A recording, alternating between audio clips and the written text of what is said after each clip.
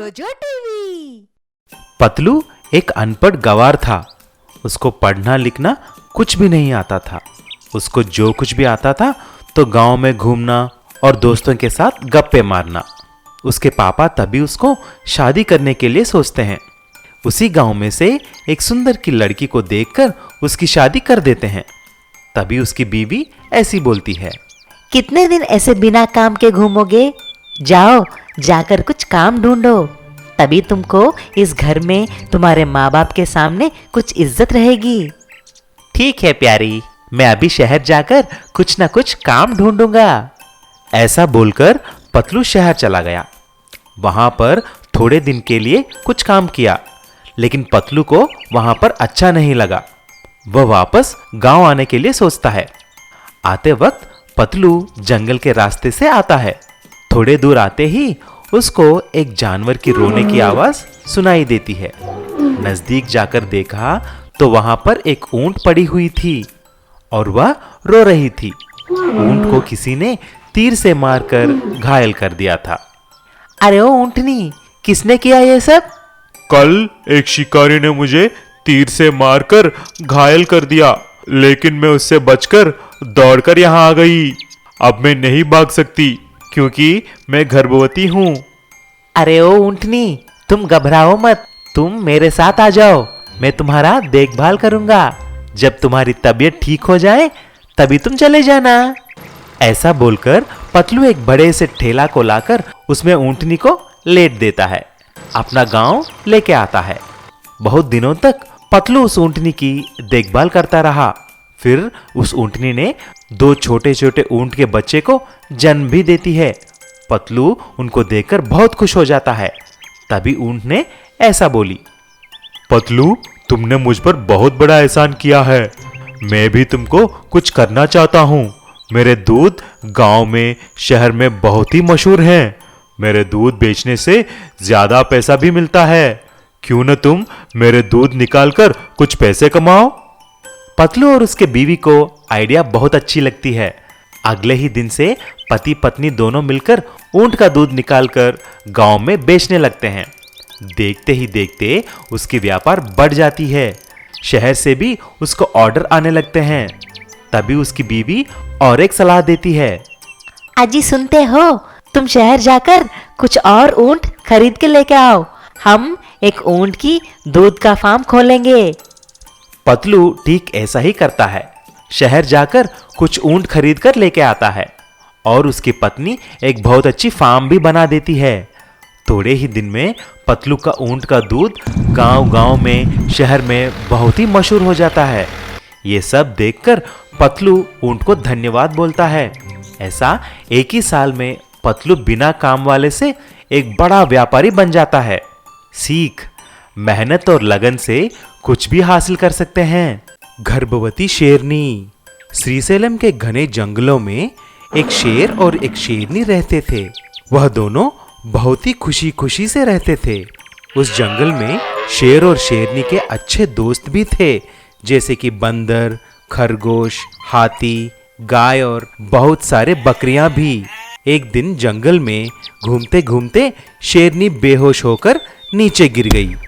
तभी शेर खरगोश को जाकर जंगल का वैद्य हाथी को बुलाने के लिए बोलता है। तभी खरगोश दौड़ता हुआ हाथी के पास आता है। हाथी जी, आप जल्दी से शेर के पास चलिए। शेरनी अचानक बेहोश होकर गिर गई है। चलो, मैं अभी आता हूँ। हाथी जल्दी आकर देखा तो पता चलता है कि शेरनी गर्भवती है, इसीलिए वह बेहोश होकर गिर गई। बात पता चलने पर सभी जानवर बहुत खुश हो गए। तब से सभी जानवर शेरनी का बहुत अच्छे से ख्याल रखने लगे। कुछ दिन के बाद अचानक एक सर्कस के कंपनी से एक शिकारी जंगल में शिकार करने के लिए आता है।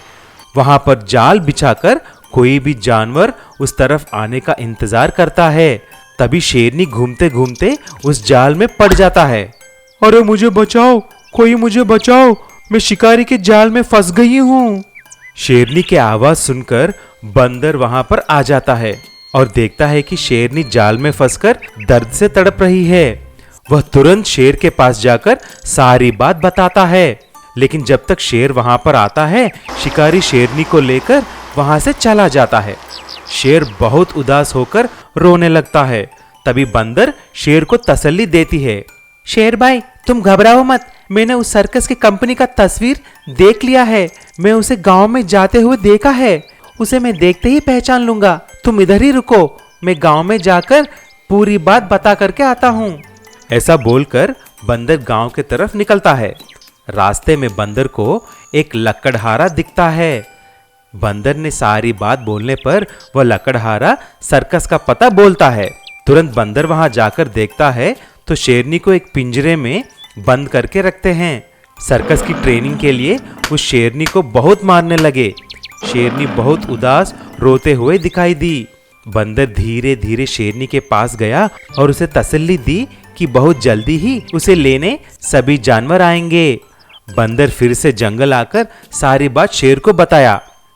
तभी शेर ऐसा बोलता है, मेरे प्यारे दोस्तों, अब मुझे आप सब की मदद चाहिए।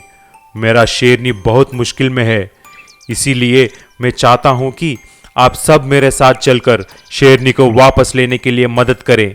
तब सारे जानवर बंदर के सहायता से उस सर्कस के पास जाते हैं और उस सर्कस की कंपनी पर हमला करते हैं।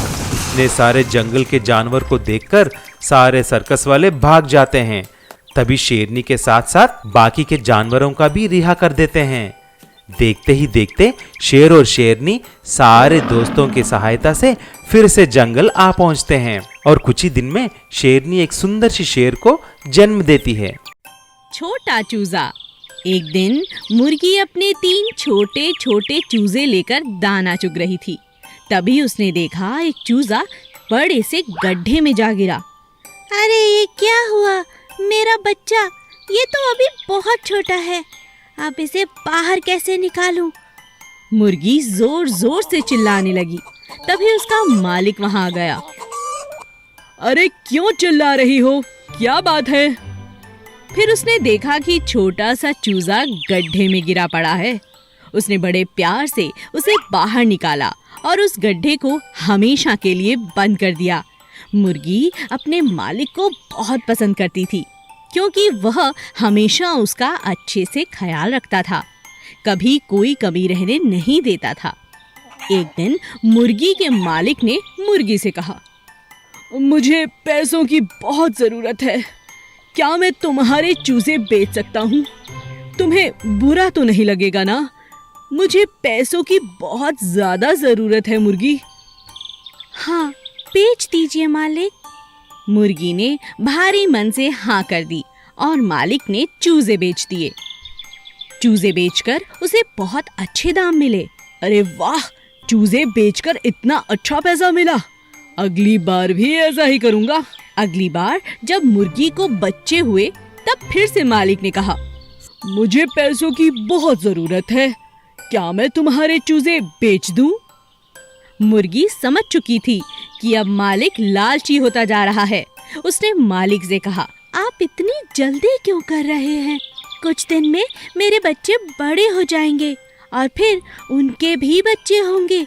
इस तरह आपका खुद का अंडों का व्यापार हो सकता है। आप जल्दबाजी में थोड़े लालच में पड़कर गलती कर रहे हो मालिक। अब मालिक को उसकी यह बात अच्छे से समझ आ चुकी थी। मुझे माफ कर दो, तुम ठीक कहती हो, कुछ पैसों के लिए मैं कितना स्वार्थी हो गया था। आज के बाद तुम्हें नहीं बेचूंगा।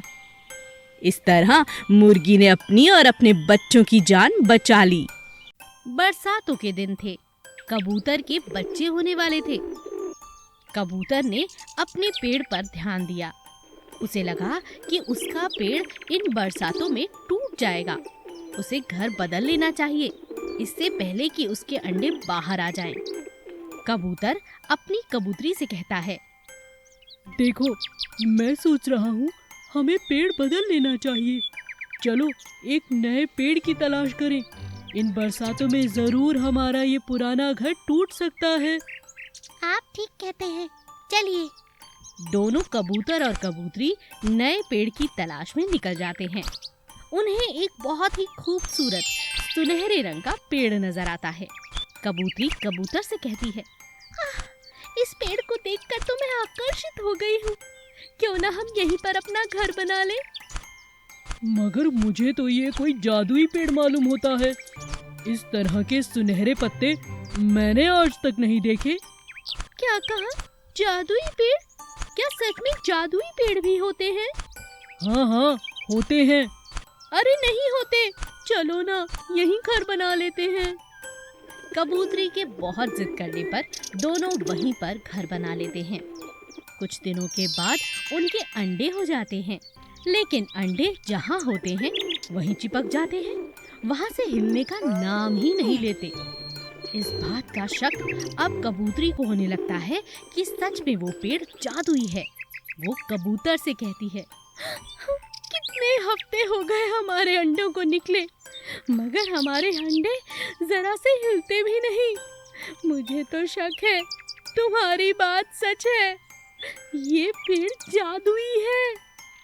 क्या कहा? अब दोनों बहुत हैरान और परेशान हो जाते हैं। रोने की आवश्यकता नहीं है। क्या क्या कौन बोला? हाँ, मैं जादुई हूँ, और मैं ऐसे ही जादुई नहीं हुआ। जादुई तो देखने से लगता हूँ, असल में मैं श्रापित हूँ। आज तुम दोनों के यहाँ होने से मुझे श्राप से मुक्ति मिली है।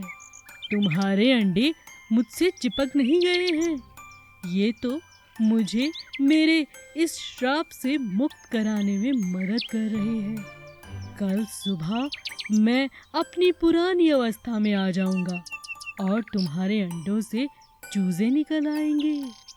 सच में? हाँ, मैं तुम दोनों का आभारी हूँ। ठीक है, मुझे आपकी बात पर विश्वास है।